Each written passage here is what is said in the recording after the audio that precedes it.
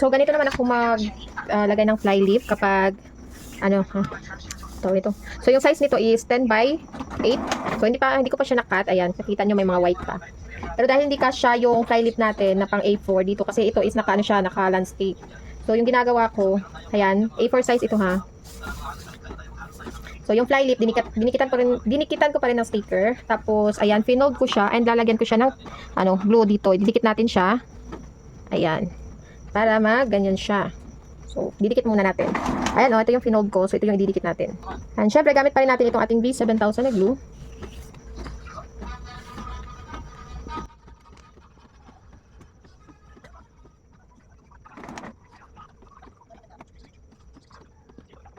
So, ganito technique ko guys. Lalo na kung hindi kasya yung fly leaf. Ayan. So, pagkalagay natin ng glue, so i-rest nyo lang muna. Tapos, ididikit nyo na siya ng paganyan.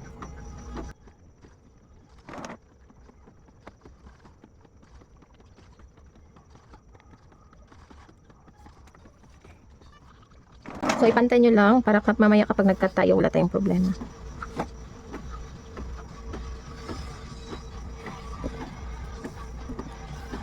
So, yung dito na part, ito yung hindi shiny. Kasi ito yung ididikit natin mamaya sa cover.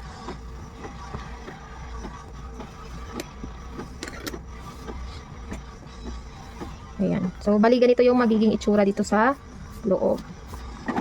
And syempre, para hindi halata na meron tayong dinugtong dito, tatakpan natin yan. So, tatakpan natin siya gamit ng, ayan, A4 ito guys, 140 GSM. So, maglagay lang kayo dito ulit ng double-sided glue. So, B7000 pala, hindi double-sided. And, ayan, ididikit nyo lang siya. Kung saan yung nakafold, doon nyo siya isagad.